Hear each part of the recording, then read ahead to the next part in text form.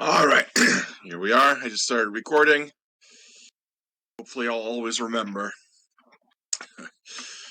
Okay, well, there's just two of you, but that's okay. Hopefully people will check out the videos later on. This is an asynchronous class when you sign up, so I can't really expect people to show up at a particular time. It's just nicer for me if they do, because it makes me feel like I'm really teaching a live class. But there's two of you here, and that's good, so I'll just focus on you. Okay. Did anybody have any questions or concerns about the class? Requirements and all that. Canvas is treating you okay. Okay. Well then, let's today I'll finish off this presentation that I started last time, and then next week we'll get into our first world religion. Right? We'll look at Hinduism.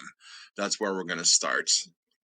So right now, this is still kind of introductory, and it's sort of all over the place, right? I'm trying to sort of introduce a lot of different ideas to get you ready for certain themes that will reoccur. And so we're just going to continue the slideshow. I just realized, give me a second here because I will have to link that show with my phone. It's going to take me a second. That allows me to stay on this screen while I go to the next slide. So just take me a minute here. I wanted to make a comment. Yeah. I found Religions of the World by Huston Smith on Audible. Uh-huh. If anybody's interested in oh yeah, good, yeah. And since I don't have it yet, I'm going to do that.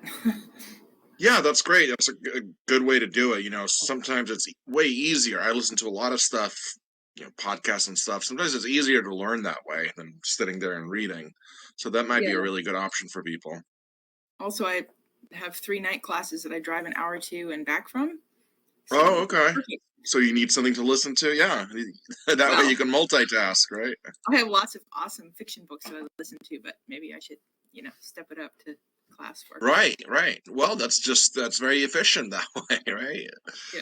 You're driving and working at the same time. Indeed. Yeah, that's a good idea. Okay, so where we left off last time was, this is kind of a standard thing to do when you introduce a subject, is you try to give a definition of what you're talking about. So we looked at one definition of religion.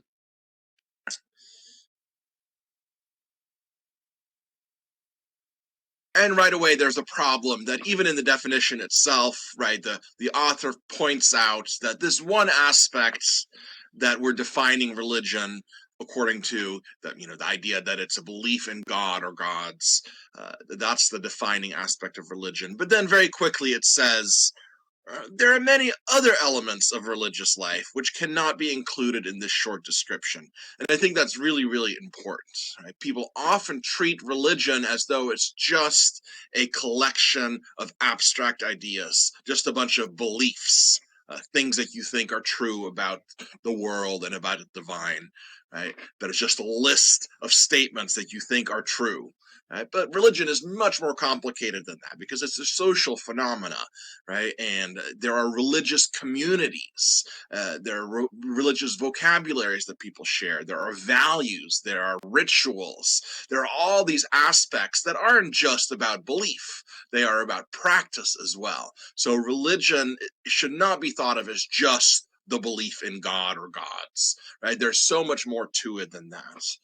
So that's where we were at last time. Just a word of warning, sometimes these definitions try to reduce it all down to something, to one particular thing. And it's okay, it does describe the great majority of religions. Most religions have some sort of concept of God. But as we'll see, there are forms of Buddhism that don't actually require any kind of belief in God. It just isn't about that. It's up to you whether you want to believe in God according to those forms of Buddhism, but it's just not part of the religion. So should we say that that form of Buddhism is not a religion because it does not require belief in a transcendent, personal, supernatural being? Well, it has so many different things in common with other religions that it makes sense to call it a religion. We're also going to look at Taoism, and there are certain forms of Taoism. The central concept of Taoism is the Tao, which can be translated as the way. And it's not at all clear that the Tao is a personal God the way that we're used to in Christianity and in Islam and Judaism.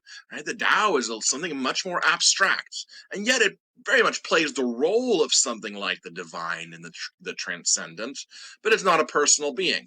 So it kind of doesn't involve belief in God either, at least not in the traditional way of defining God. So there are examples of things that look a whole lot like religion, but they don't necessarily involve a belief in God the way that we traditionally think of it. Right? Traditionally, God or gods are thought of as personal beings. Right? These are beings with minds, right? They're like us in a way, but better and more powerful and more wise. And they don't appear necessarily, they don't live essentially in this shared world, right? We don't see gods walking around with us, right? They exist in another sphere, as it were, but they are these conscious beings, these people, persons, let's say, with minds. That's traditionally what a god is. Right, so we can think about the Greek and the Roman gods, right? They have names, they have personalities. The same thing is true in pantheons all over the world. Or you look at something like Christianity, where there's a God who created everything with intelligence and with purpose, and this God communicates with his people, right? These are beings with minds. They're sort of like us, but they don't necessarily have bodies like us. In some cases, they do. But the traditional Christian, Judeo-Christian God is supposed to be pure spirit, pure consciousness, as it were. But still a mind like we have, right? It has God has intentions and a will. God has values, and sometimes God is depicted as having desires. So that's the traditional idea of a God. Some religions have concepts that are close to that of a god, but they're not quite like that. And I would say we'd still call them a religion. So is belief in God a defining feature of all religions? I'm not so sure about that, but it certainly characterizes a whole lot of different religions. I have an odd question. And Yeah, I know there's I a love ton odd of questions. religions. But do you know of any religions that worship a stupid God? It seems like these gods are all Well, bigger. yeah, that's interesting. Well, you know, Greek gods, for example, are often criticized for having very flawed personalities, right? So even Plato, the Greek philosopher, right, who says he believes in gods and so on, but he criticizes the ways that in which the gods are described by people like Homer and Hesiod. People like Homer, they wrote the Odyssey. That was kind of like the Bible for the Greeks. Many people believe that the Odyssey was divinely inspired, and it tells us the true nature of the gods.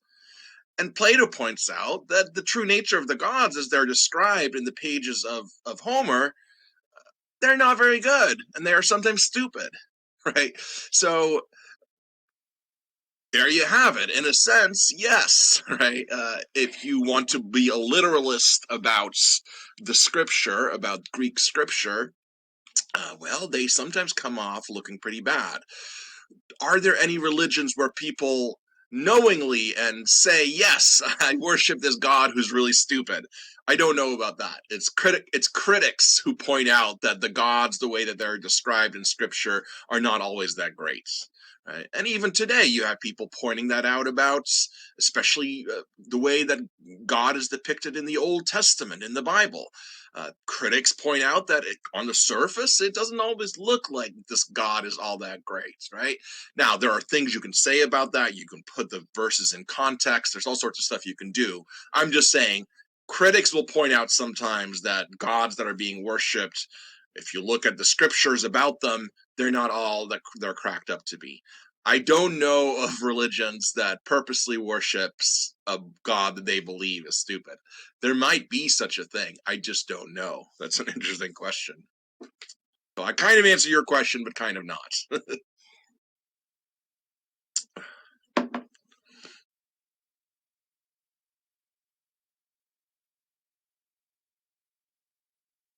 Here's another one that's very similar to the last one.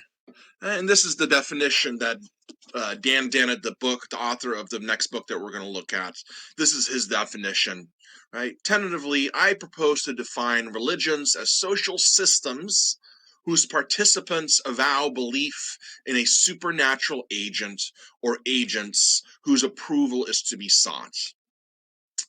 Right? And so again, it goes to this idea that a god or gods are beings with minds, right? Philosophers call these agents, right? An agent is a being with intelligence and intentions and free will, right? So an alien, for example, that comes down to Earth and communicates with us, that's an agent, right? Or supernatural beings like angels are also agents. They're not human. They don't have bodies like us. They're very different. But what makes me an agent, what makes you an agent, what makes God an agent, what makes angels an agent, what makes aliens an agents is this intelligence, consciousness, having free will, being able to think about your actions, having rationality. These are the things that define agency, right? So the idea is that God or gods, right? There are different systems, right? Some believe in one supreme God. In some cases, there's many different gods. But what they have in common is that they have agency.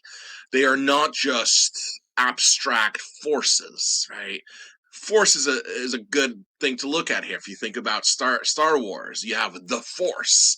That sort of plays the role of the divine in the Star Wars universe, but the Force is not an agent, right? It's something sort of just an energy that flows or something like that. It's much more like the Tao in Taoism. It's not an agent. It's not a being with a mind, right? It's not something whose approval you can seek, right? That's the other important part of this definition here, is that traditionally religions, especially if we go back really far, we talked about this last time, it's usually thought to be there are these intelligences out there who are powerful, and if we have the right kind of relationship with them, if we do what they want us to do, then they will help us, right? So we seek their approval. We seek the approval of these beings. And you don't seek the approval of an abstract idea. You don't seek the approval of energy, right? Those things can't approve of anything because they're not agents. Right? So the idea here is that religions are usually defined by being a social system where the participants of the religion believe in these beings, these supernatural beings that have intelligence and power that can help us out as long as we do the right thing by them. It's sort of a reciprocal thing. And we do see that pattern over and over for the majority of religions. There are exceptions to it, is all I want to say.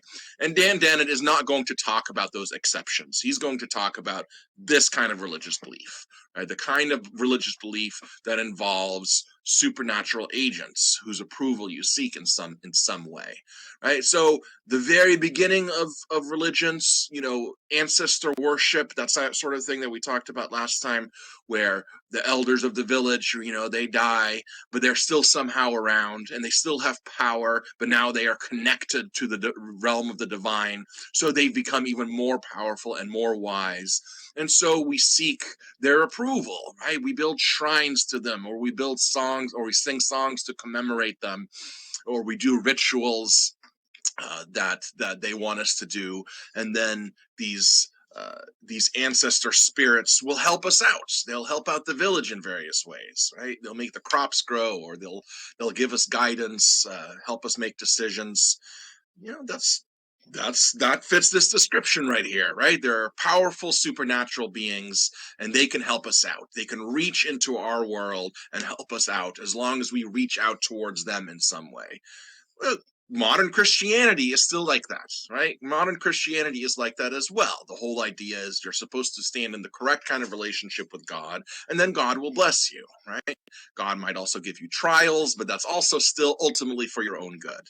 Right? So that part of religious belief is very persistent, right? The belief that there is intelligence out there that's not just embodied human intelligence, but some sort of disembodied supernatural intelligence that has power to affect us in our lives. And as long as we do the right thing by them, they will bless us in some way. So that's pretty accurate.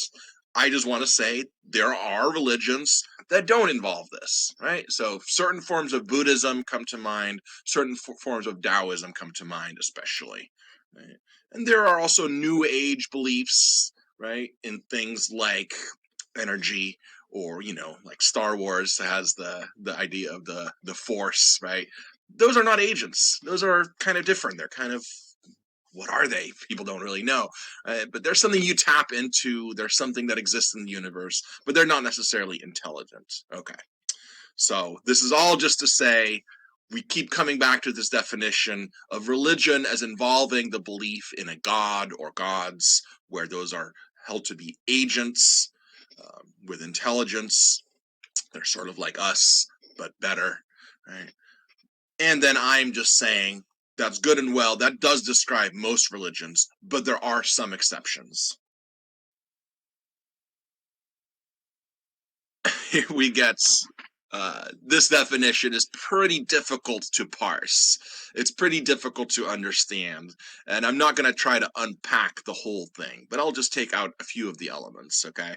So this definition says that religion is a system of symbols which acts to establish powerful, pervasive, and long-lasting moods and motivations in men. Well, this is old-fashioned writing, right? It means in human beings, in people, right? Long-lasting moods and motivations in people by formulating conceptions of a general order of existence and clothing these conceptions with such an aura of factuality that the moods and motivations seem uniquely realistic. This is actually pretty good, because I think what this gets to is something like religious experience. To the person who participates in a religion, when we're talking about the true believer, right? I gave the example last time of people who say, yes, I'm a Christian, but it just means that they go to church on Sunday, right? That's all it really means, and they don't think about it. But I'm talking about the true religious believer who's really involved in their religion. To them, it seems uniquely true. It seems realistic, right? It seems to be true. And this is saying that all religions do that. They are these complicated systems of all these symbolic elements, and that makes you feel a certain way. And it makes you feel like there's a bigger order to everything, right? This general order of existence. It tells you that there's a grand cosmic story to be told. Right? It gives you a framework for your whole life.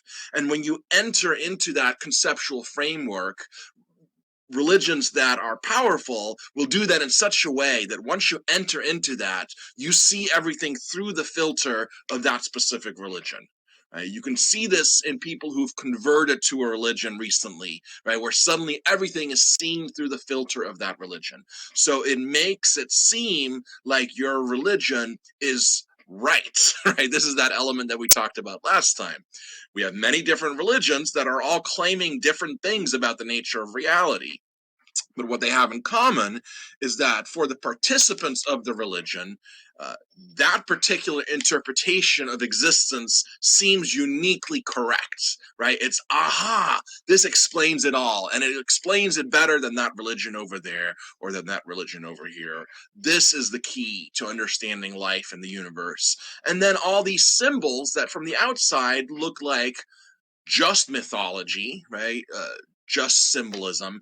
That symbolism becomes real, right? So you could easily look, if you're a non-Christian, you could look at Christianity and think, well, Jesus Christ, that story of him dying on the cross, this represents self-sacrifice. This represents love. This represents a way in which we ought to be. You can look at it as a symbol, right? The way we look at other mythologies. They symbolize things. But for the true believer, a Christian who's fully participating in that system, it is not just a symbol. It really happened, right? It seems uniquely true. No, this is a real event that God himself came down as a human being, as a Jewish man 2,000 years ago, who was sacrificed and then rose from the dead a couple of days later, right? With a newly resurrected, new body, a glorified body, but a body nonetheless.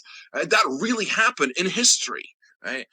Or at the end of one of the Gospels, Jesus Christ is described as taking off into space, because that's where the heavens are, according to ancient cosmology, right? That's where God lives. God lives up in the heavens or on the mountains, but gods are always up there. So why in the New Testament do we see Jesus Christ taking off like a rocket into the sky? Well, he's going back home, which is up there, right?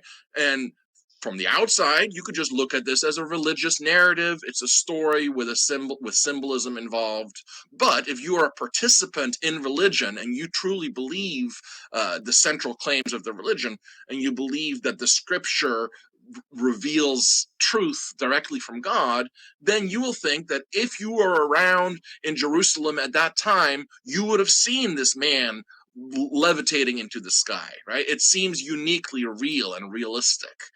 Once you participate in this system and once you become a part of it and it becomes a part of you.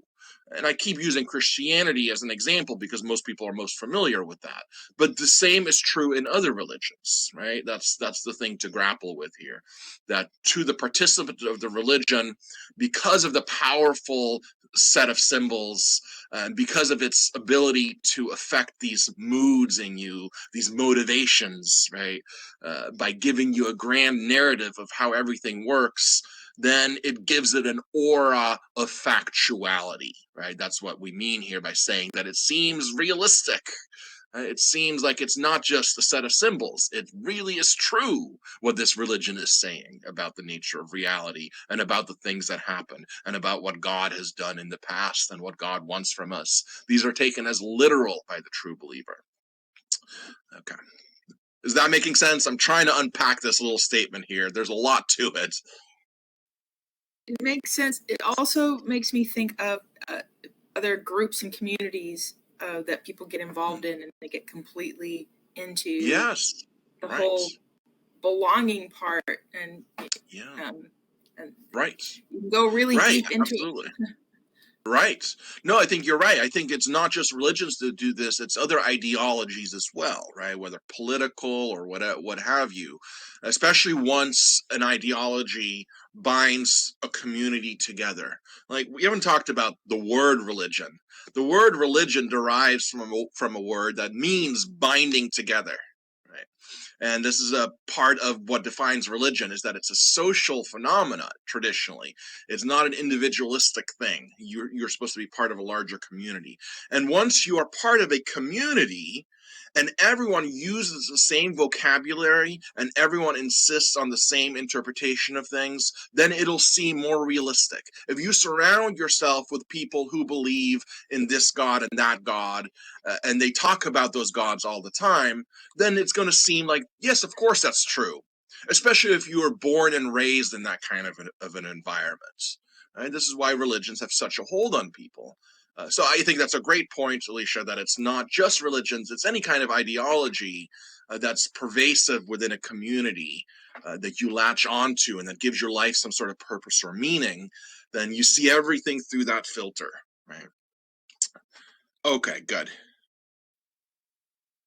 An avatar, yeah, an avatar would be an agent, I think, right? Yeah, we have avatars in Hinduism, but it gets tricky because different people have different interpretations of what an avatar is, right? Some might say that it is just symbolic. It just symbolizes an aspect of the Godhead, right? That could be one way to look at it. But other people worship these avatars as actual beings, like they really exist, right? But either way, avatars are presented as embodiments of the divine, some specific embodiment of some particular aspect of the divine that you can relate to. So we'll talk about avatars a little bit. You could even think of Jesus Christ as an avatar of God, right? He's a representation of God here on earth. And we see the same kind of thing in Hinduism. So I would say avatars are agents, yes. It's anything that is depicted as acting with intelligence, with a kind of human intelligence, and something that has desires and intentions, something that can listen to you, right? We want God or gods to hear our prayers. People need help in their life in all sorts of ways. And it's nice for people to believe that there are powerful beings out there, that if only you have the correct devotion towards them, the correct relationship, then they will help you out. Because, hey, we all need help, right? For sure. So, avatars would be no exception to that, I think.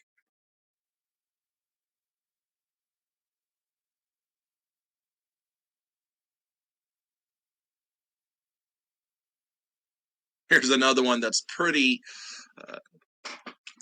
intense definition. I'll just read it. Religion can be defined as a relatively bounded system of beliefs, symbols, and practices. Okay, so that's pretty good so far, right? We've seen this now, that religions involve beliefs, yes, symbols, and practices. Practices meaning things like how you worship God, the rituals that you do, the community activities that you engage in as a religious community, right? So the system of beliefs, symbols, and practices that addresses the nature of existence. So religions have this in common, that they sort of try to give a bigger story to everything, right? We live our lives individually, and we only see a little bit of existence, and sometimes maybe it all seems kind of meaningless. You want to know, what's the bigger story? Is there more to this than this, right? That's like, often you hear this. Is there more to life than this? Is there more to it? And religions say yes, right? There's more to the nature of existence than just your life. There's a bigger story to be told. There's bigger meaning out there. And usually that meaning is provided by God or gods in some sense, right? Okay, so the system of beliefs and symbols and practices addresses the nature of existence, meaning it gives some sort of bigger meaning to life, and in which communion with others and otherness is lived as if it both takes in and spiritually transcends socially grounded ontologies of time, space, embodiment, and knowing. Okay, that is a little too much. We're not going to unpack all of that. But there is this idea of otherness that we see here, that we're going to be looking at later as well. The idea of otherness is really, you could encapsulate it as, look, there you are with your mind, your consciousness, and you have your little world right now. Look around you, right? That's your little bubble that you carry around with you everywhere.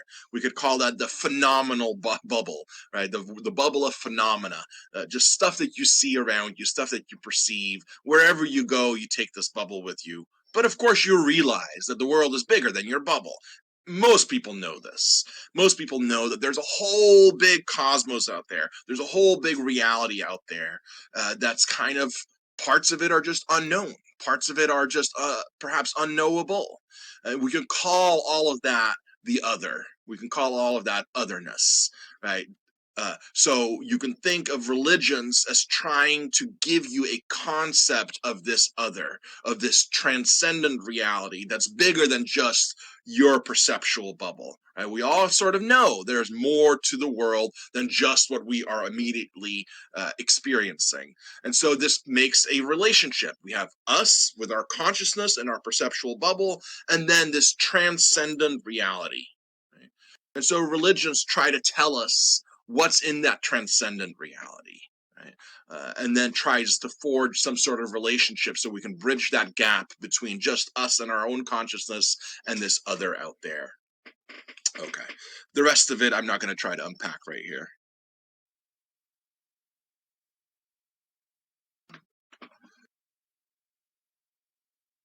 This says a religion is one of a set of recognizable systems of belief and practice having a family resemblance. The set has no sharp boundaries. Now this I like, okay, because this gets to the heart of what I've been trying to say, is that we might not find one essential definition of what makes a religion a religion.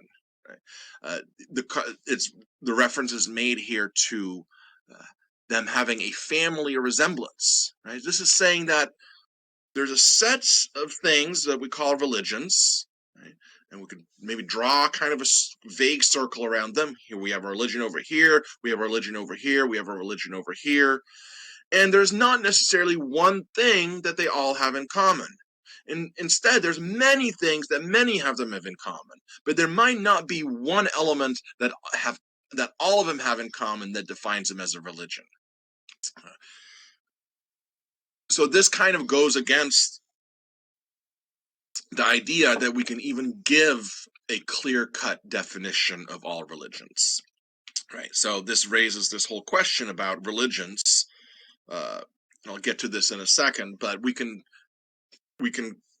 compare two different ways of thinking about how to define a term, right? We can try to give an essentialist definition, something that all the things have in common, or we can try to just look at the religions and see some of the overlapping features that they have, even though there's not necessarily one thing they all have in common. Right? This concept of family resemblance, that's this author is referring to. Let me go back for a second.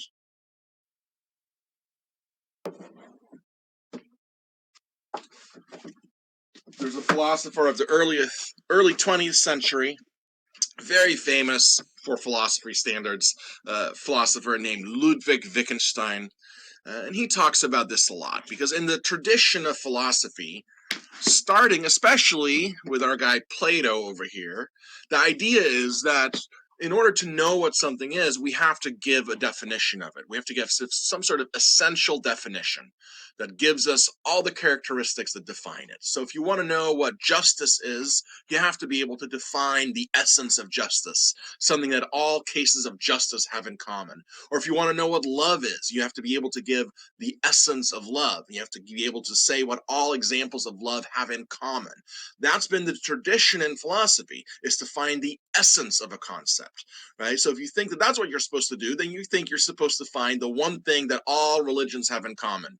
Ludwig Wittgenstein points out that language might not work like that. We might have all sorts of concepts that evolved in our linguistic practices that are not sharply defined.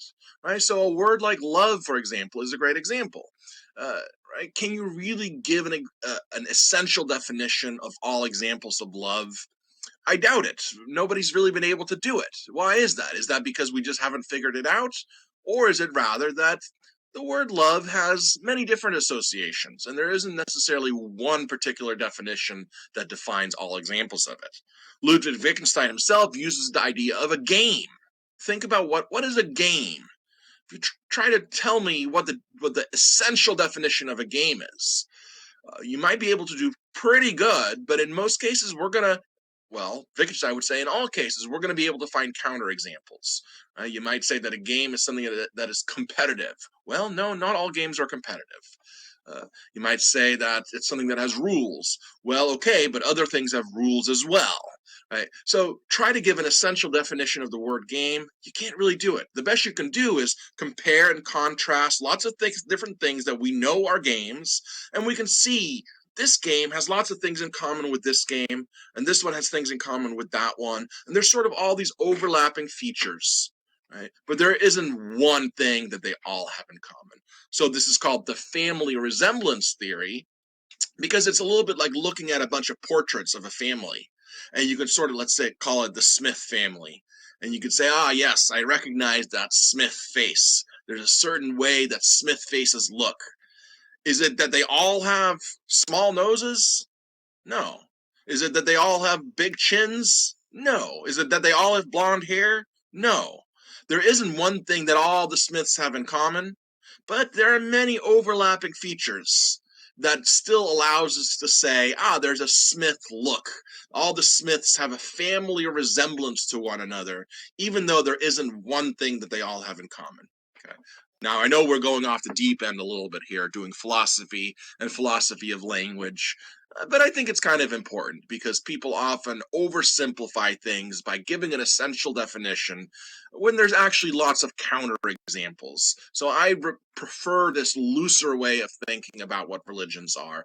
And the best way to learn what a religion is then is not to focus too much on any one particular definition, but to instead simply study the religions, which is what we're going to do. Right. This is a really good one. I like that. That last one was it was Oh, good. this definition right here? Yeah. Yeah, exactly. That's what I'm trying to. Yeah. That you can look at different religions and they just have family resemblances, and the set has no sharp boundaries. And there might be examples of things where we're going to say, should we really call that a religion? It might be somewhere off on the periphery. Like, just like there might be some things that are kind of like games, that are sort of, well, is that a game or not? Yeah, there might just be things that are kind of vague and undefined. And so you might say something like psychological Buddhism, which is only really about how to live life right here, right? How to be in the moment, how to achieve an enlightened state just in this life. And you don't have to talk about supernatural things at all. Right? There's no need to think about God or gods or any of that. There's no need for a scripture, nothing like that. Right? This type of Buddhism is just about how to be in the world. You don't even need to be part of a community. Right? So it lacks many elements of other religions, and yet still it kind of looks like a religion. It still kind of seems like it. Do we want to put it in the set of religions or outside of it? Well, maybe it's just straddling the border between both. Right? We don't need to be so absolute about it, is what I'm trying to say. And this definition right here gets to that. So I do like this definition. And notice it doesn't really tell you much, right? It just says, well, it's one of a set of things that we recognize as religions, right? We recognize all sorts of religions. Let's put them in a group, and we realize, okay, a religion is just a member of that set. There's not necessarily a way to properly define the set. And the set here is specific, right? The word set means something in mathematics. Set theory is something, and in set theory, you have perfect definitions that truly define the set with mathematical precision, where you can say, well, this is either in the set or out of it. Here we're saying the concept of religion is not mathematical like that. It doesn't have that kind of precision. And the philosopher Ludwig Wittgenstein says many of our concepts are like that. Many of our concepts, they sort of evolved organically as human beings evolved and as language evolved, and they're not necessarily tightly defined so mathematically and so logically. There might be fuzzy boundaries around the sets. Now, related to this is, we can say, well, what's a religion in general? But what about what makes something a specific religion? And the same issue kind of arises here, right? Say Christianity. What is Christianity? Can we give an essential definition? Well, if you put on your anthropologist hat and just look at the world and you look at all the systems and beliefs and denominations that are called Christian, which one gets it right? They don't all agree, right? They just don't. So how are we going to define Christianity then? This raises the issue of definitions again. So Huston Smith here is helpful. He says this. This is right out of the textbook. Each religion hosts differences. It just means it has differences within it, right? Each religion has differences that are too numerous to be delineated in a single chapter. One need only think of Christendom, Christianity. Eastern Orthodox Christians worship in ornate cathedrals, while Quakers consider even steeples desecrations. There are Christian mystics and Christians who reject mysticism. There are Christian Jehovah's Witnesses and Christian Unitarians. How is it possible to say in a manageable chapter what Christianity means to all Christians, right? So he's just explaining why the chapters have to be kind of short and a little bit superficial to a certain extent, because it would just take too long to look at all these differences. But the larger point here is that you probably can't find one thing that they all must have in common, right? Let's see if I have the book here. can't find it right now. I'll again bring up C.S. Lewis, right, the author of The Lion, the Witch, and the Wardrobe. He wrote a book called Mere Christianity, right, where he recognizes this problem, that there's all these different versions of Christianity. And he says, well, yes, there are these different interpretations, but there is an essential set of things that Christians must agree upon. There are some basic things that in order to be called a Christian at all, you must believe this. So he tried to give sort of a bare bones version of Christianity, but he is doing this essentialist kind of thing. He's trying to say there is an essence to Christianity that we can truly define in a manageable way, so that this describes all forms of Christianity. Was he successful in that? I don't know. Nowadays, there are many people who call themselves cultural Christians. Cultural Christians are kind of very modern or postmodern. They believe, in those stories about Jesus, they believe them symbolically rather than in that way where it seems realistic that it really happened. Cultural Christians might not even believe in a literal God. They might not believe in the supernatural at all. Cultural Christians say, well, there are many values that we get from our Christian tradition. There are many values in the stories of the Bible that we can find, and we believe in those values. Values like love and togetherness and forgiveness and taking care of the needy in the community. These are values that we latch onto. And how did we get these values? Well, we got them through our Christian culture. So even though we've given up on the literal interpretation of Scripture, and even though we've given up on a literal belief in divine agency, right? They might be atheists even, right? They still want to retain these elements of the culture of Christianity. So are they not really Christians? I don't know. It's not for me to say, right? It's a difficult question. That might again be, put all the different versions of Christianity in a set, draw a circle around them. Where's cultural Christianity? Is it completely outside of the set? Is it way in there? Maybe somewhere in the middle? It's hard to say. So we still have this problem left over, right? Even if you want to try to say, well, along with C.S. Lewis, no, here are some things that we must all agree upon. Well, there are going to be people who consider themselves Christian who might still not agree with some of those elements. And then who is it up to decide who's the real Christian and who's the not real Christian, right? I'm just raising this as a question, right?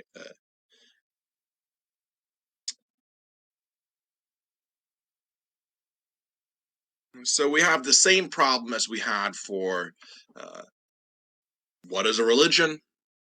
Well, there are many different examples of religions. They don't necessarily have one thing in common. What makes something a specific religion, right? What defines Christianity? What defines Islam? What defines Judaism? What defines Hinduism? What defines Buddhism? Well, in each case, if you go out into the world and study people who say that they practice Christianity or they practice Islam or they practice Judaism, etc., you will not necessarily find one thing that they all agree on. And there are going to be different interpretations of what the faith means. And this is just a sociological fact. Right? And so if we're trying to study this objectively, it might be a mistake to try to say, well, here's the one thing you must believe if you are a Christian or if you are a Hindu. Instead, you'd be better off just studying these different interpretations. Then you'll get a better understanding rather than trying to come up with some sort of abstract essential definition that sort of papers over the real differences that exist. So I already kind of explained this, right? But it's how you think of definitions, right? For some definitions, we can easily give an essential definition, right? For like, what is a triangle? That's easy. One thing that all triangles have in common is that they have 3 angles, right? Certainly we could do that. All examples of triangles are like that. What makes something a triangle? We can give an essential definition for that. So mathematical and geometrical concepts are well defined, and we can create things like set theory to say, well, is it in this set or is it out? We can do that with mathematical concepts and with logical concepts, but there are uniquely human concepts that don't have that mathematical precision. Again, concepts like love or justice. we might not be able to give a essential definition for something like that. And religion might be like that as well. So if you're an essentialist, then you're going to be looking for what all examples of religion have in common. Oh, no problem, Alicia. That's annoying though, huh? Essentialism says that, right? That there should be some single definition of religion that has the essential commonalities that all examples of religion have. Just like we can do for a triangle, right? And we can do that for a triangle. What do all triangles have in common? They have 3 sides, 3 angles. It's an enclosed shape, an enclosed plane figure. We can give an essential definition of triangle. Can we do it for love? Can we do it for justice? It's not entirely clear. Those seem to be somewhat fuzzy concepts. Religion perhaps is like that as well. Right? So you might instead go with family resemblance theory, right? That religion refers to a variety of various related and overlapping phenomena. But there isn't necessarily one factor that they all have to have in common. Okay, so I hope I've driven this point home. I hope it's not too annoying, but it's, this is philosophy. You have to think about these things a little bit. And depending on what kind of mindset, you're going to get a different understanding, right? And so my suggestion is to not insist on an essential definition for either religion in general or a specific religion. The best you can really do is just to study them. And that's what this class is, right? That's why you're doing this class. So you'll get a better understanding of Christianity, Islam, religion in general, just by studying them, rather than trying to give you a definition ahead of time that then you carry with you as this abstract idea that's probably going to be oversimplified, and it's probably going to cover up all sorts of important differences that actually exist, which we will see if we just study the darn thing. Okay. Any questions about all of that? All this stuff about definition? Okay.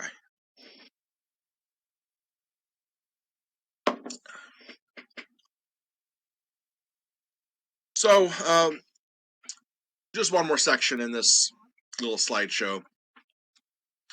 We're going to be looking at religion, of course, but this is a philosophy class, right? So I'm going to just give you a way of thinking about philosophy and what it is and what its subject matter is. And so it's kind of traditional to divide philosophy up into these 3 fields: metaphysics, epistemology, and axiology. I don't like the word axiology. I should just use the word value theory, which is what more people are starting to use, and I'll probably switch it out. Anyway, it doesn't really matter what the word is. What matters is the concepts. So I'll explain these concepts to you. So again, these are the way in which we divide up what philosophy is about. What is the subject matter of philosophy? And at its most basic form, going back all the way to Socrates and the philosophers that came before Socrates, it has been about trying to understand reality, trying to understand what this thing is that we all live in. Right? There's reality. Some stuff is real, right? Here's a world around us. There's a large cosmos out there. There are human beings with consciousness. There are all sorts of phenomena that happen in the natural world. Perhaps there is a supernatural realm that exists as well. Perhaps there's an abstract realm. Right? That's possible.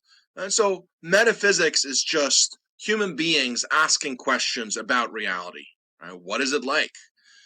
And notice that religion tries to give an answer to this philosophical question. And I think the question existed long before philosophy actually arose as a discipline in history. You got to imagine our ancient ancestors, right, who had just evolved out of our primate ancestors, our ape-like ancestors, right? And here we have human beings, and perhaps we've developed language, right? This is all a very slow, gradual process, of course, right? Human beings evolving the capacity for language.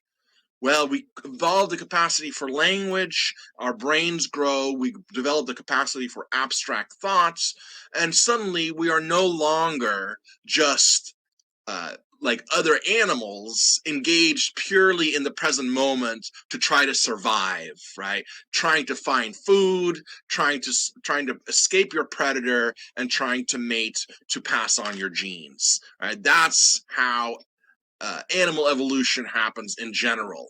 But then human beings come on the scene, and we develop, because of our language, because of our capacity for abstract thought, we develop self-awareness.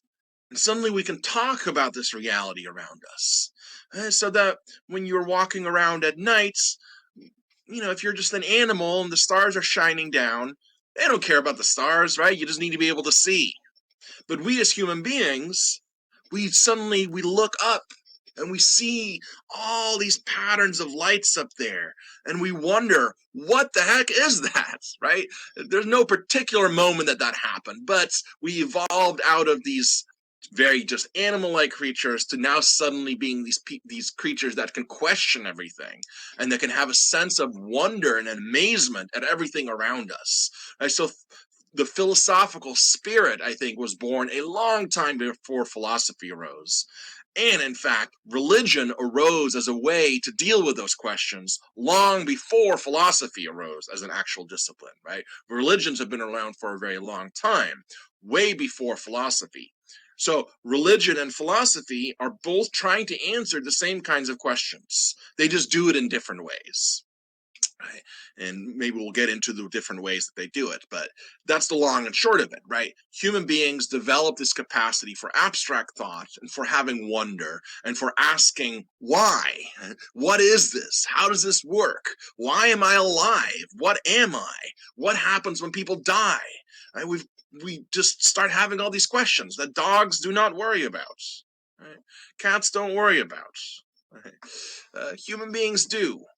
Right? And so religion arose as a way to try to deal with those questions. And then much later, philosophy arose as a distinct discipline, different from religion.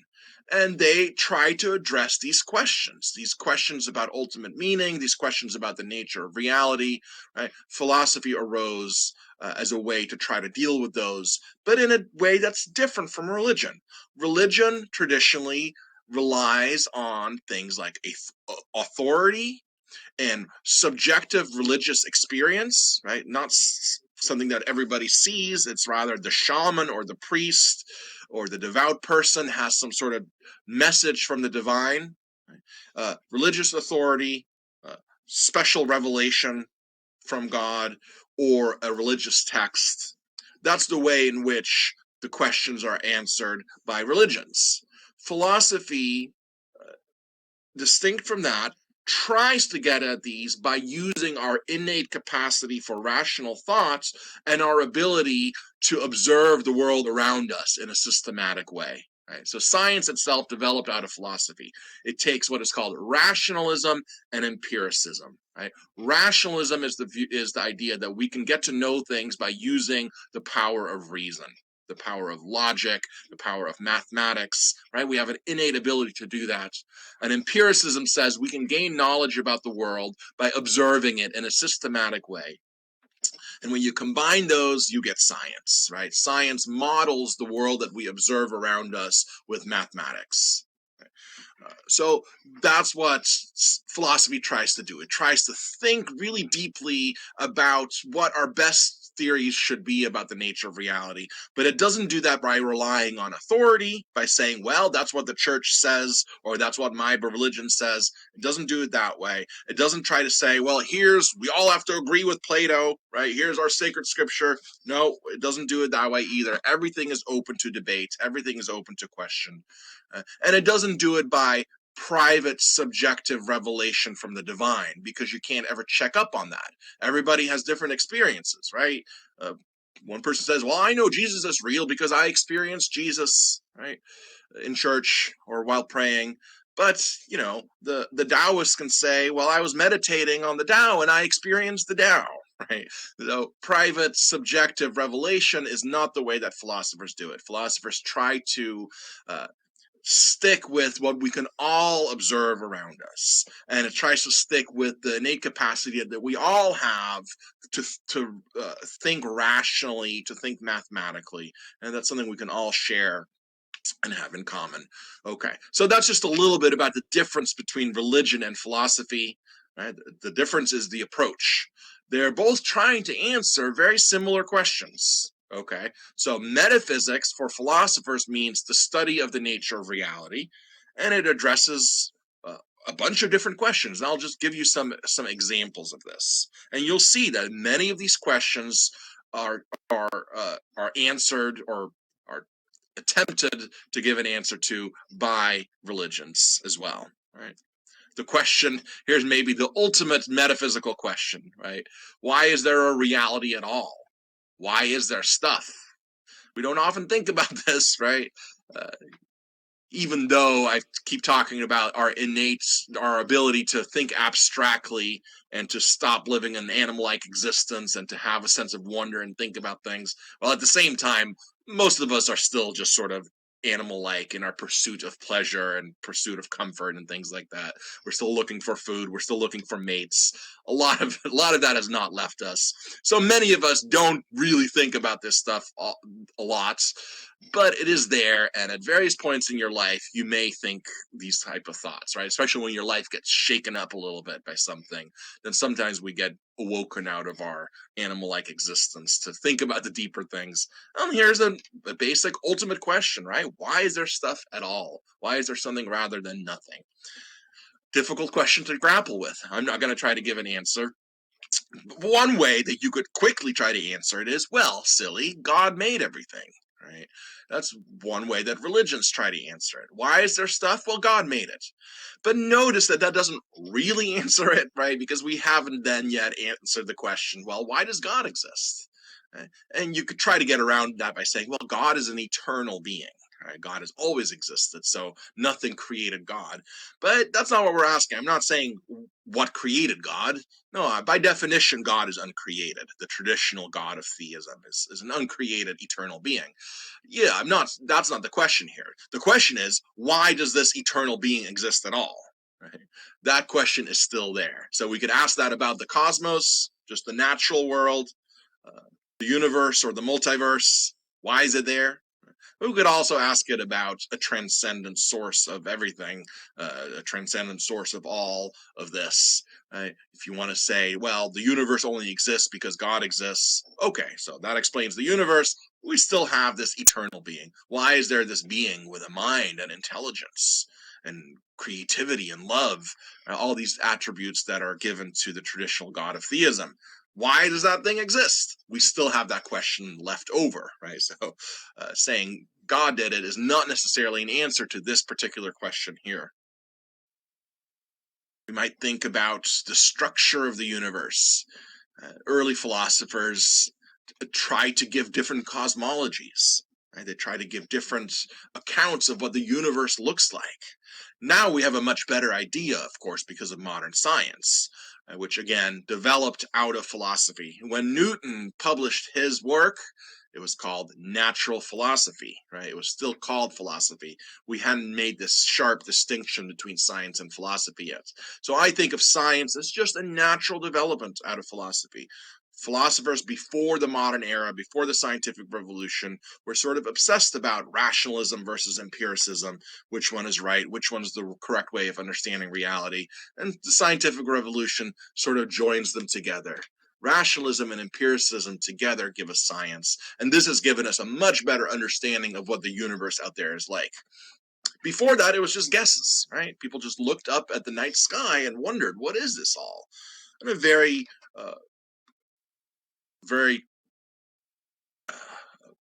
intuitive answer is something like, well, it looks like a big dome, right? When you look at the night sky, you see stars over there, you see stars over there, and it just looks like this big dome around you. And perhaps the stars are little holes in the dome, and there's some sort of light shining outside of the dome, right? And so you find these kinds of cosmologies in ancient religions, and you also do find them in the earliest philosophers, the philosophers who were called the pre-Socratics, because they came before Socrates. And they were very much interested in these kinds of questions. What is the shape of the universe? And what is the structure of the universe?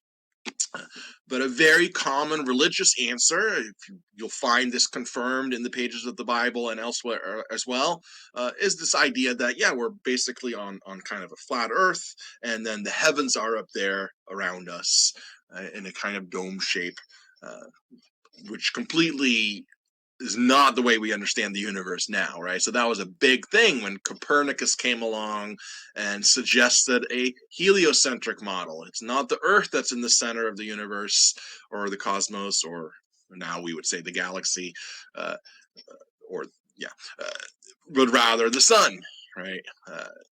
The Earth goes around the sun. Well, ancient cosmology did not see it that way because it doesn't look that way. Right? Anyway, that's one of these questions that arises. And again, you have to put yourself in the mindset of an ancient human being who did not have the benefit of a scientific education like we all did. All you can do is look up at the sky and wonder, what accounts for this? What is it like out there? Right? And so philosophers try to answer this question, but many religious systems also try to give you a cosmology, as it's called. The cosmology was usually layered. We're at the center, and at the bottom, maybe there's stuff down here as well. And the higher you get, the more perfect you get, the closer to God you get. This is why you always have this image of God being up there, right? The word heaven that gets translated now from out of the Bible, in the Bible, the word is Uranos, right? Which means sky. Right? And that literally means up there. And notice that since we've gone to outer space, Christians no longer believe that heaven is up there. It's rather some alternate dimension or something like that, right? People don't believe that you get to heaven by traveling through space. People don't believe that anymore. Ancient people would have believed that, right? The Apostle Paul talks about traveling to the third layer of heaven and things like that. Or you see Jesus Christ in the gospel stories taking off into the sky to go back to God. Right? So to go back into the sky, to go back into Uranos, right? Which gets translated to the heavens, and the heavens for a while still meant up there. Okay, but now heaven simply doesn't mean that anymore. Now heaven is, I think we have sci-fi movies to thank for this, right? Modern day Christians think of heaven as an alternate dimension. It's not up there, but ancient people thought it was up there, because the higher up you go, the closer you get to God. Right? The Old Testament has the famous story of the Tower of Babel. Right? Remember that story? People got so full of themselves, they thought they could make a tower to reach up to heaven where God is. And God says, no, you must not do that. This is an origin story for where languages come from, right? So God says, I'm going to give you all different languages so you'll be too confused to build this tower. Why were they building the tower? Because they believed God was up there and they wanted to get up there. I'm going off on some tangents, I realize, but this is all interesting. So, to me, anyway, is the universe eternal or created? Right? There are different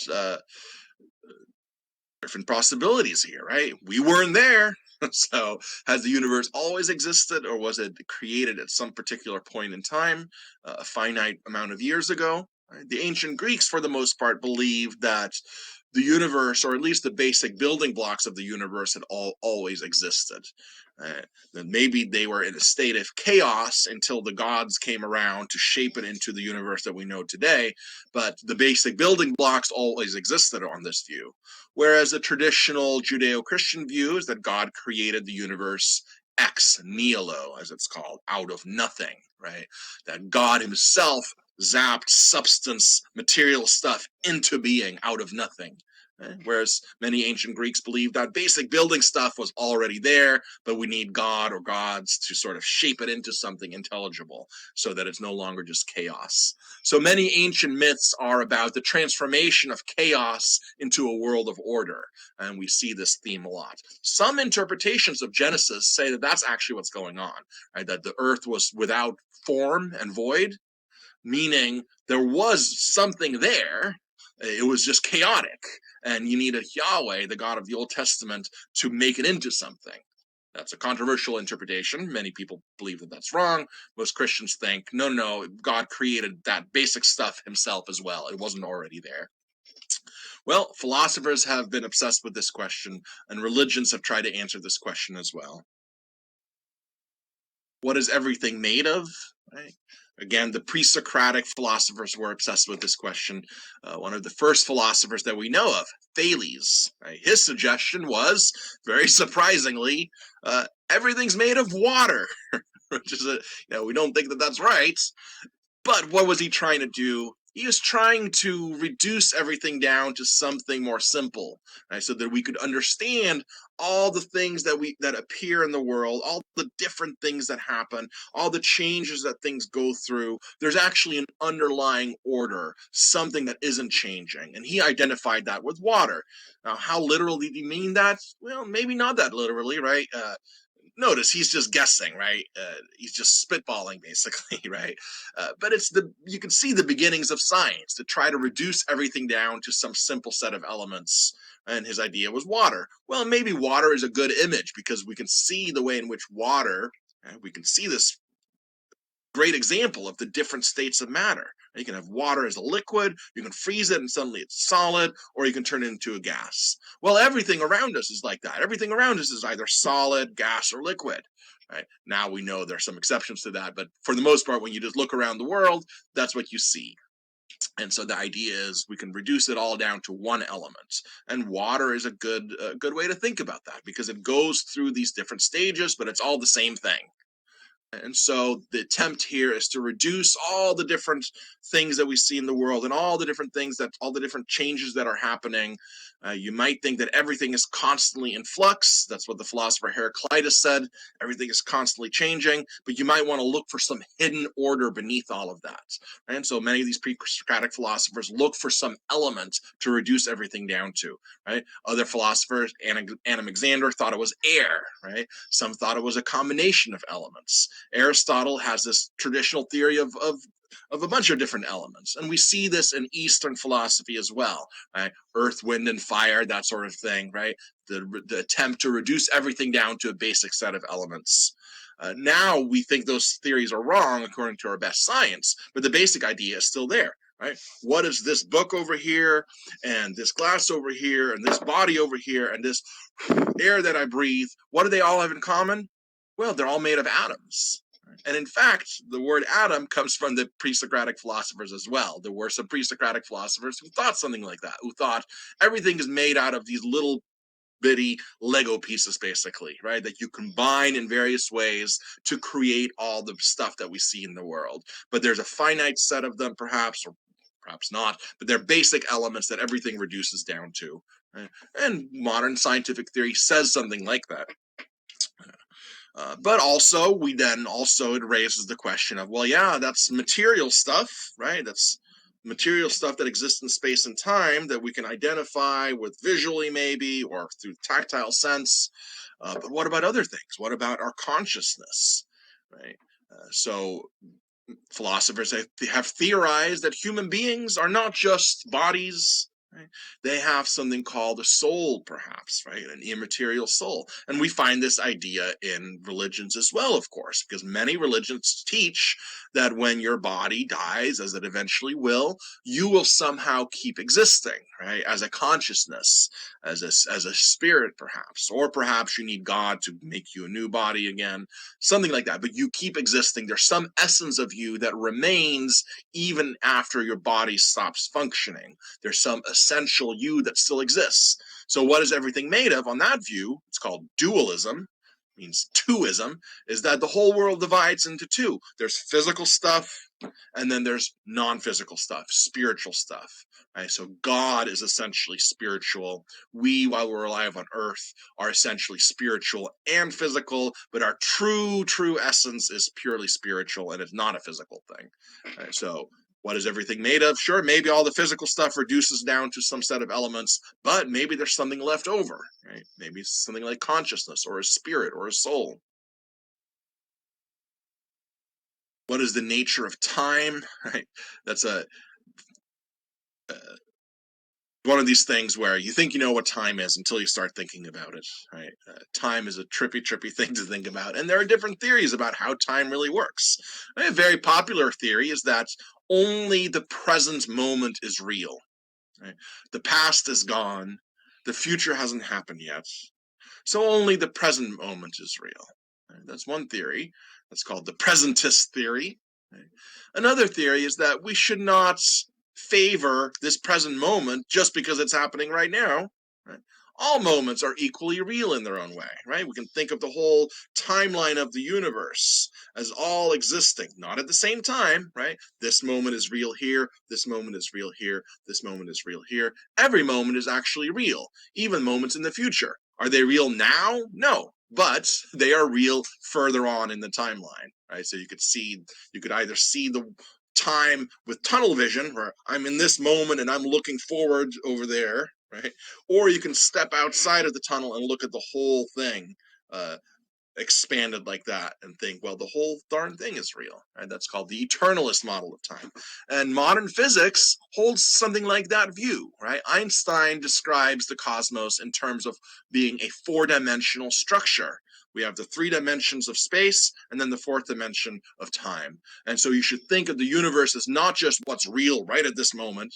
You should think of the universe as this giant four-dimensional whole that is all equally real. Trippy stuff, right? Do we have free will?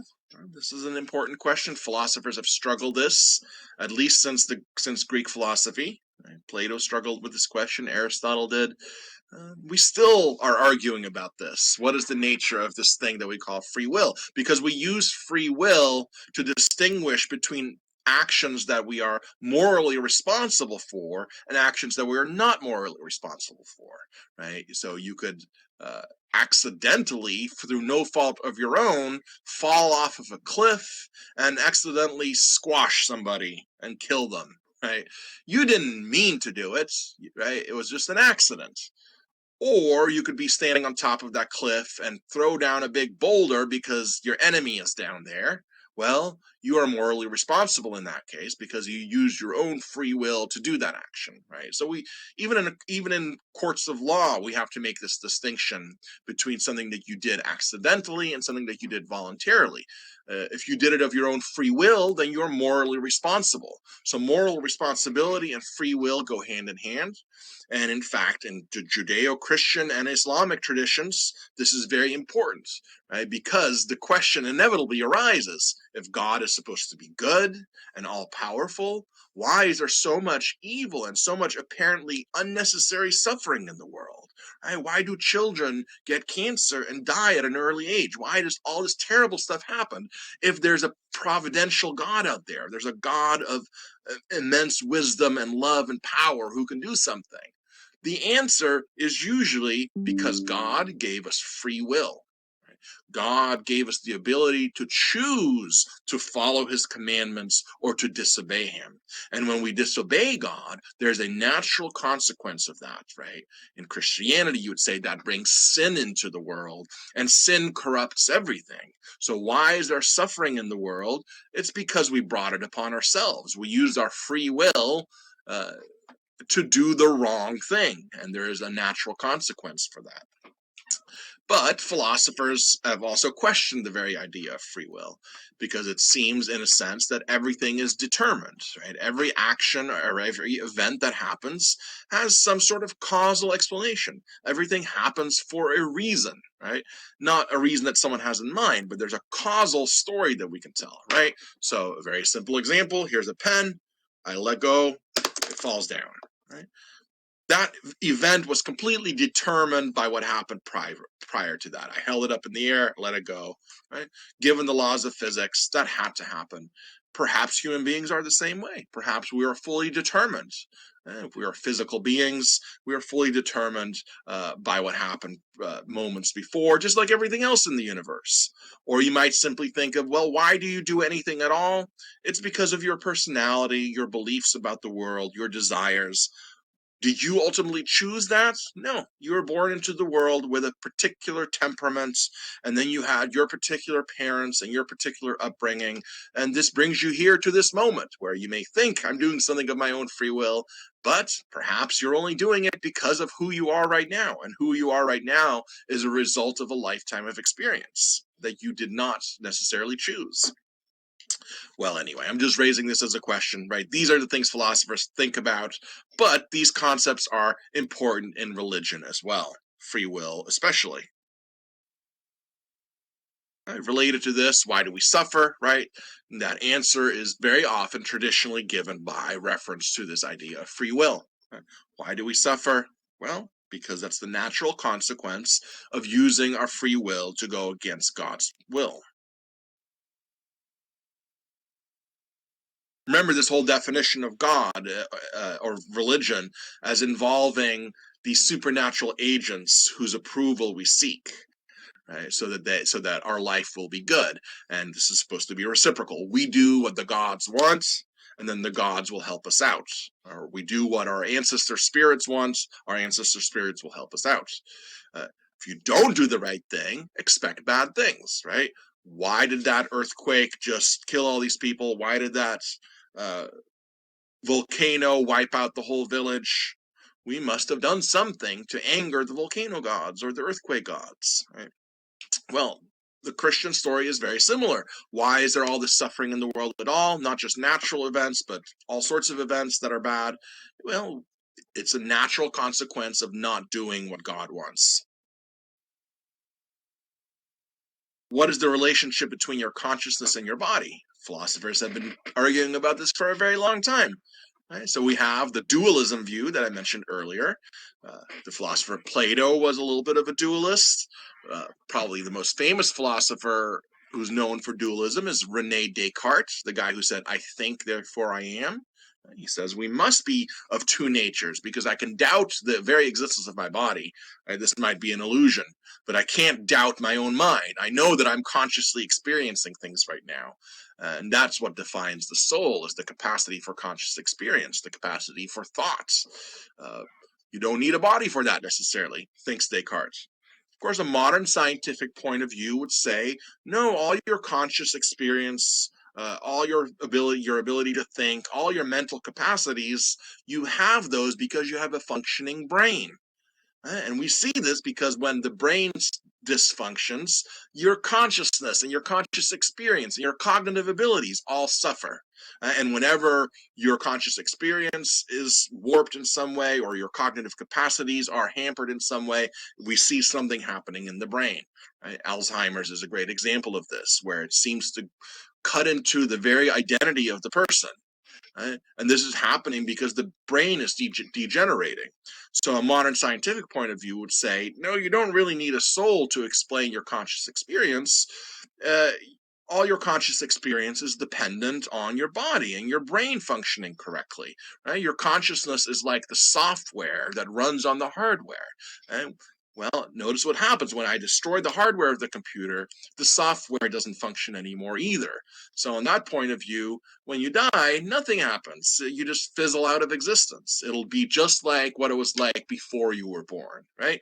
Before you were there with a brain, and before your little baby brain was ever formed, long before you were even conceived, you were not conscious. You weren't around at all. And it wasn't like anything, right? It's, want to call it, were you dead 500 years ago? No, you just didn't exist. Your consciousness didn't exist. From a modern scientific point of view, would say that's because your brain didn't exist. As your brain develops, so does your consciousness of the world around you. Right? It develops along with it. And that's true, right? When we think about the way that babies develop into children, your conscious awareness, your cognitive abilities, these all grow over time as your brain grows. If you want to attribute all those things to the soul, that's kind of an odd thing, isn't it? Well, anyway, on that view, your consciousness is this emergent phenomena that occurs because of your brain processes, and when the brain stops functioning, your consciousness simply disappears. That's not a very religious answer, is it? If you're in a religion that teaches you about the afterlife, this is not something you want to hear. You're probably going to disagree. You're probably going to say, no, no, no, no, no. Right? My conscious experience, my very identity is not something dependent on my brain. It's something that dependent on something supernatural, like a soul that can continue to exist even when the body is disintegrated. Right? So two different kinds of answer, the dualist kind of answer and the physicalist kind of answer, as it's called. The physicalist says your consciousness is an emergent phenomena from this complex system that we call the human body and the brain and the nervous system and so on. So related to that, what happens after you die? Well, if you're a physicalist, you'd have to just say, well, the software that I call consciousness simply stops functioning. Right? It'll be just like what it was like 500 years ago for you. Nothing at all. It's not like you're experiencing darkness or emptiness or void. You're not experiencing anything at all. Right? But a more traditional religious answer, but also philosophical. Again, religions are in good company with philosophers here, right? Plato, Descartes, many other philosophers have been dualists. If you're a dualist and you believe you're a body and a soul, then after you die, your soul may continue to exist. And of course, we get back to this idea of doing what the gods want, right? Where does your soul go when you die? You better have pleased the right gods, you better have believed the correct religion, or you'll end up in a not very good place. Does God exist is a philosophical question as well, right? The concept of God already existed well before philosophy came on the scene. But the idea of God is a metaphysical claim. It says something about the nature of reality. It says that the fundamental source of everything is an intelligent being, a being with a mind. That's a large claim to make, to say that not only does this giant, possibly infinite cosmos exist, there's this being that's responsible for it all, that everything is actually dependent on this being. And this being is actually the ultimate form of reality. Everything else is slightly degraded because only God is perfect and only God is infinite. So the question may arise, well now, how do you know that such a being exists with these kinds of qualities?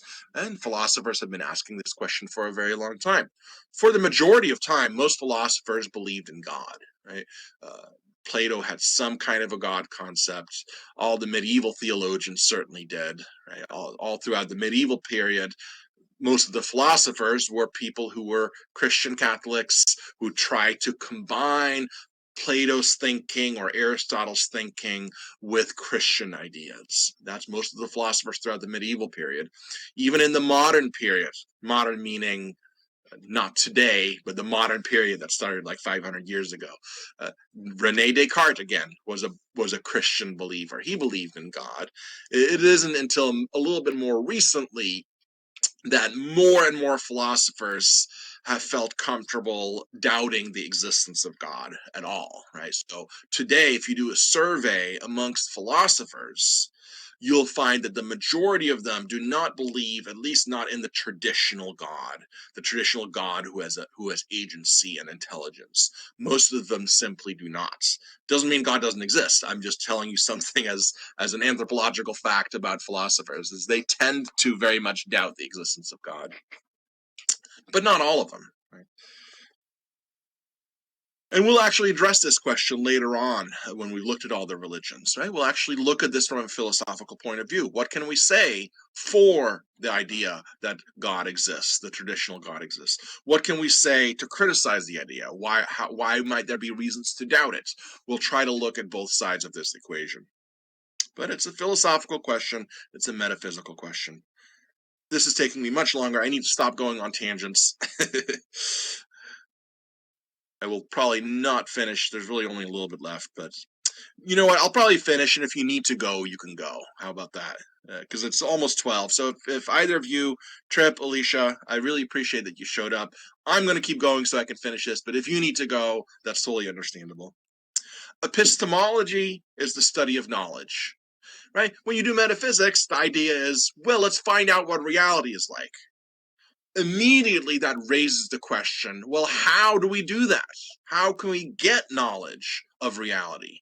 That's what epistemology is about. It's like as soon as you ask, well, what's all this then? Then you have to ask, well, how are we going to answer that question? How can we know things about the world? That's what epistemology is all about. Right? Some epistemological questions are, well, how can we know what reality is like?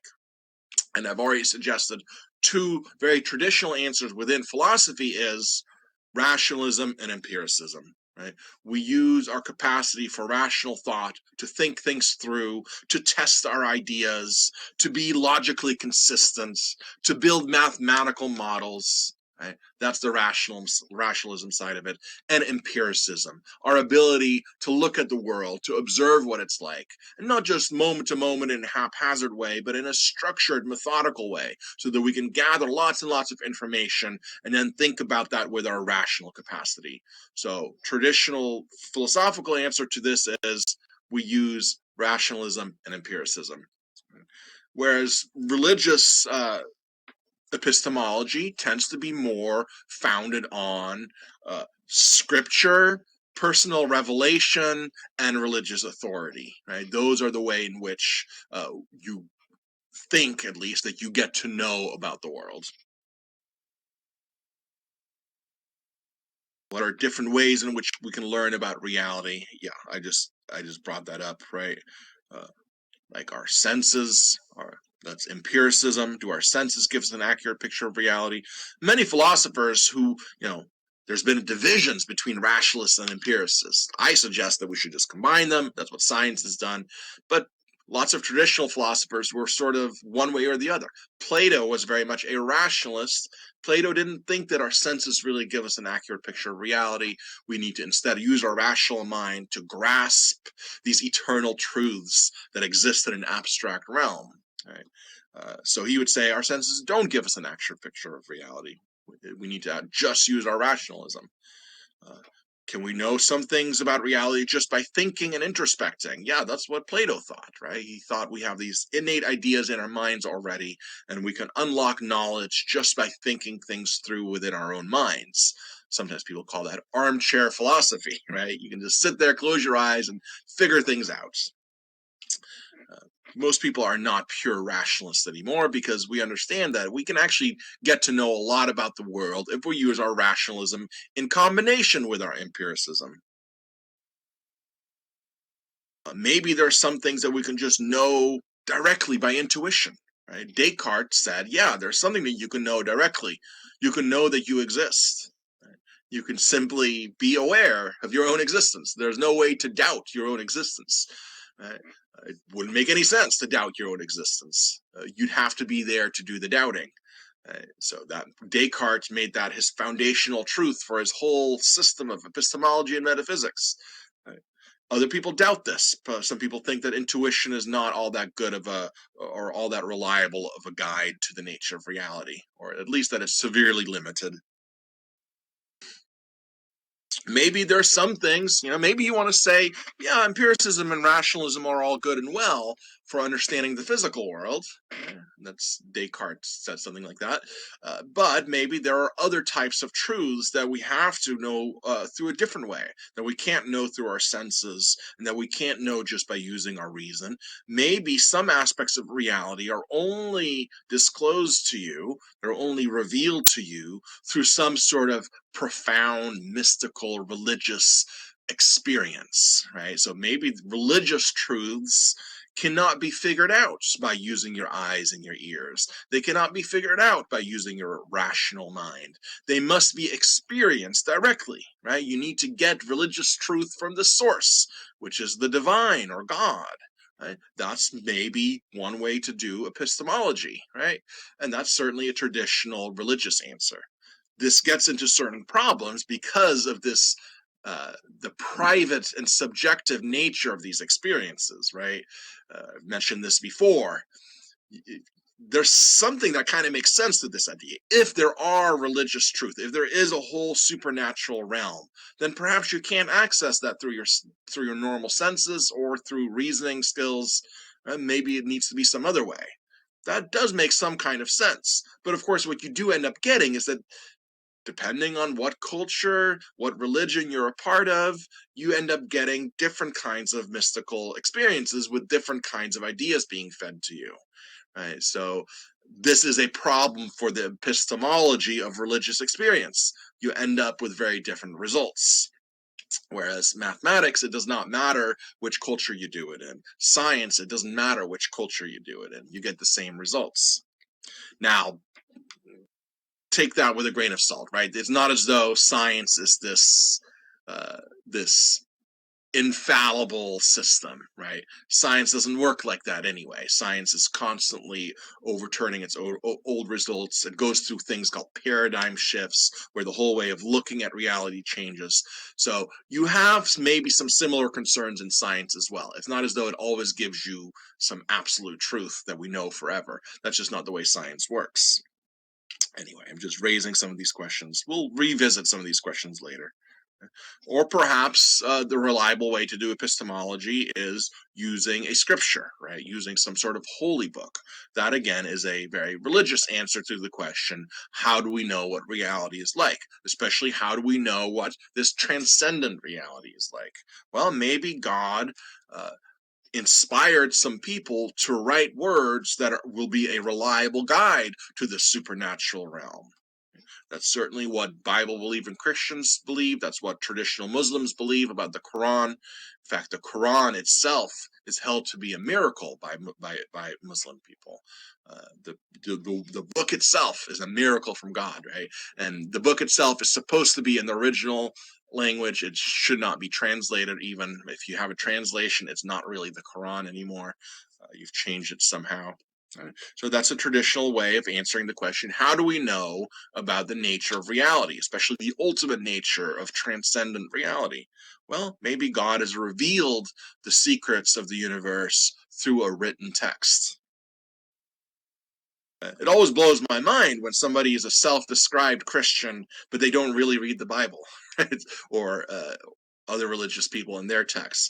Because if you believe that this is, the most important thing that has ever been written, and that this was directly inspired by God, the creator of everything himself, why are you not reading it? It blows my mind. How can we be sure that we actually ever know anything and we're not just deluding ourselves, right? We often think we know something. We often are very certain of ourselves. And then later on, we find out that we're wrong, right? So how can we avoid error? How can we make sure that we actually know and we're not just deluding ourselves into thinking that we know? Right? That's an epistemological question. So for any belief that you have at all, can you completely rule out the possibility of error? And this is where skepticism, right, arrives on the scene. Skepticism, you can think of this in different ways. You can think of it as just somebody who's skeptical about outrageous claims, but skepticism can also mean we could doubt anything at all. Everything could be, we could be mistaken about anything at all, right? You could think about the possibility that you're dreaming right now. You might say, well, I know some things, at least maybe I don't know about which religion is right or if God exists, but I know there's a cup right here that I'm holding because I can feel it. It's cold and hard, right? But hey, I could be dreaming, right? So maybe you don't even know that. Philosophers struggle with these kinds of questions. Philosophers don't like skepticism. Philosophy means love of knowledge, right? Philosophers are pursuing knowledge. That's what they want. Knowledge about the nature of reality. So skepticism is not something that most philosophers like, right? It's something that we fight against. We're only bringing it up because it's there as a problem, right? Most philosophers don't want to convince you to be a skeptic, but they will say, well, there are some real problems here that we need to think about, right? Okay, finally, we have value theory, the study of value, axiology as it's called. Some examples of questions about value, axiological questions. Let's start with art and beauty.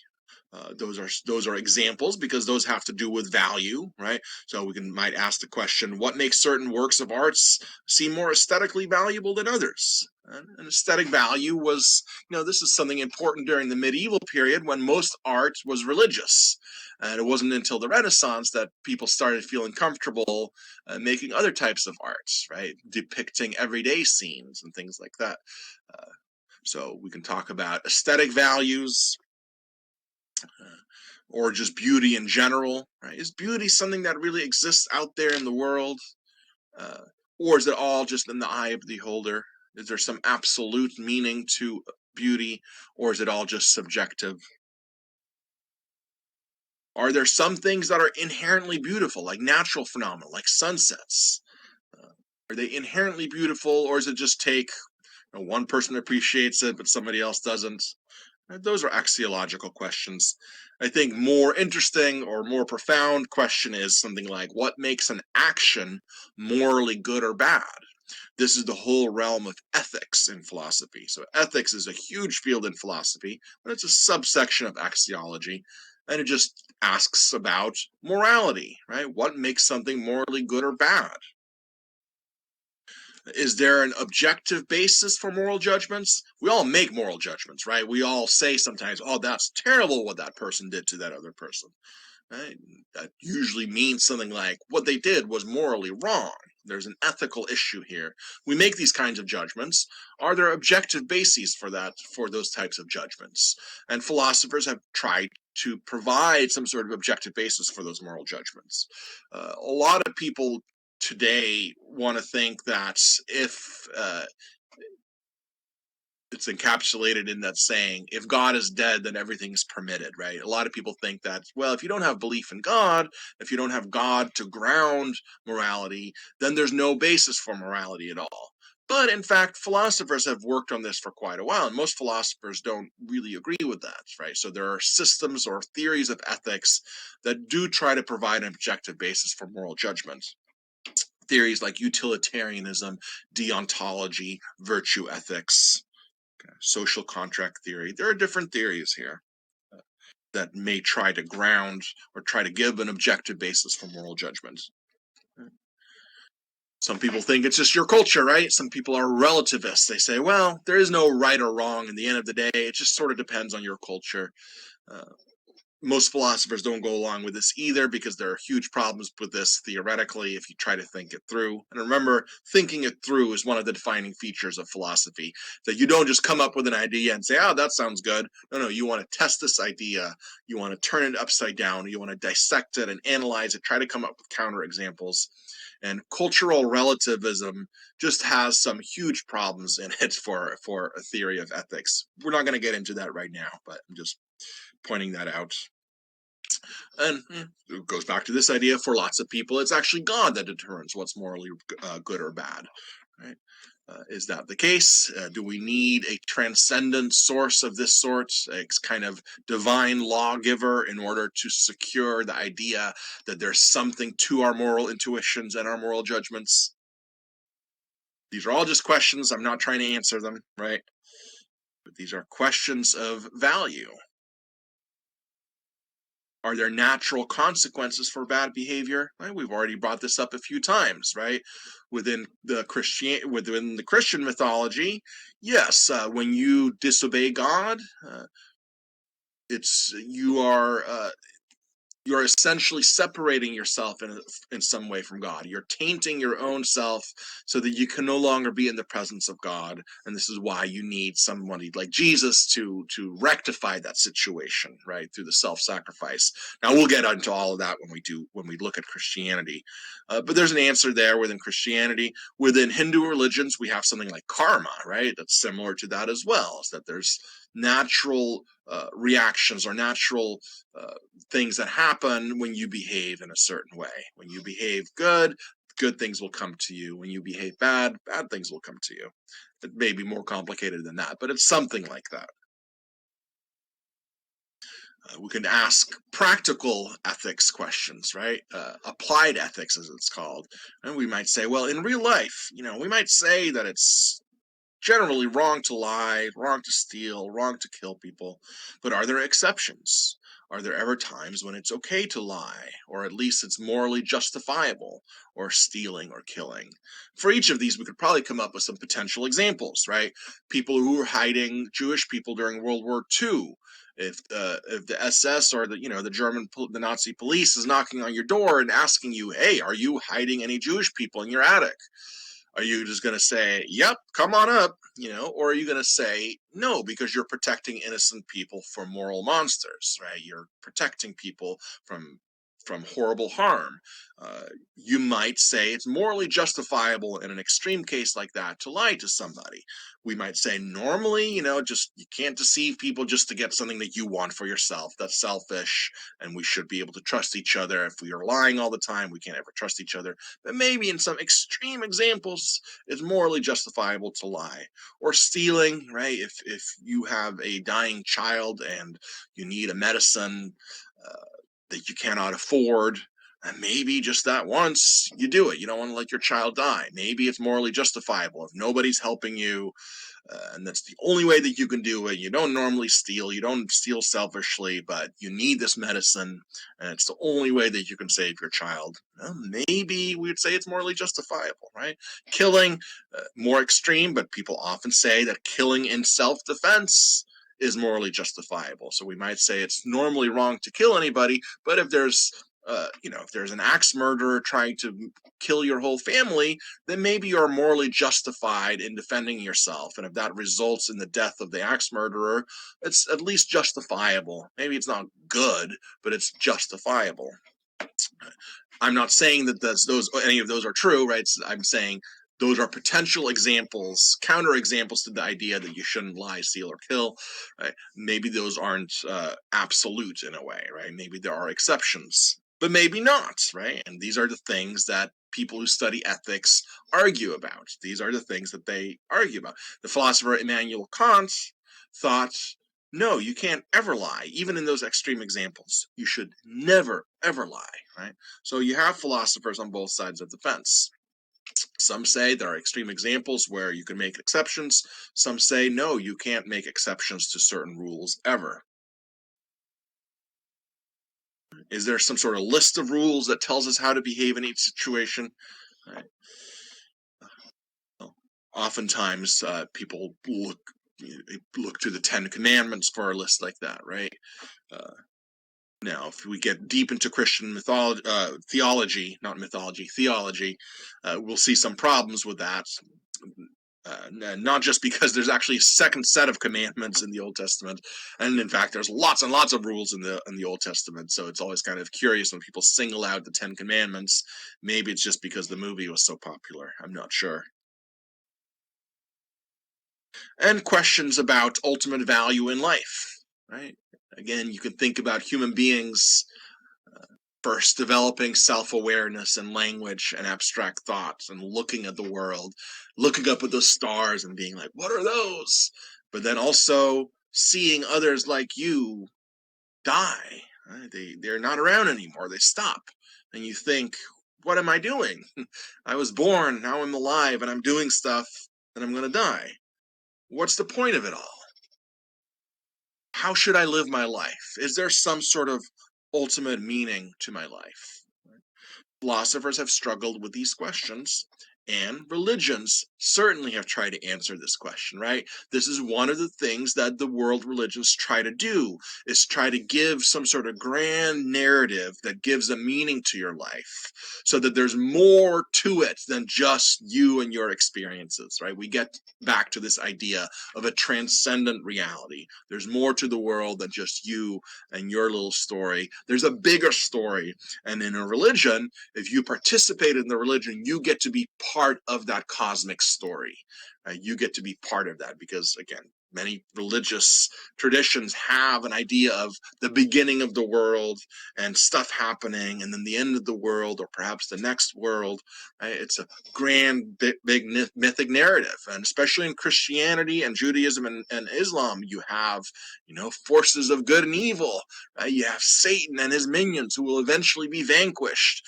You have the story of Jesus Christ rising triumphantly from the dead. It's epic, right? I'm not denigrating it when I say, well, think of the Lord of the Rings or something, but you believe it's real and you're part of it. That's exciting, right? And it gives your life some sort of bigger meaning. You get to participate in this grand narrative, this cosmic story that involves God himself, who knows about you, right? So religions try to answer this very human question of, well, why am I here? What's this all about? Is this all there is, or is there more? So that's it for this slideshow, I believe. Yes, it is.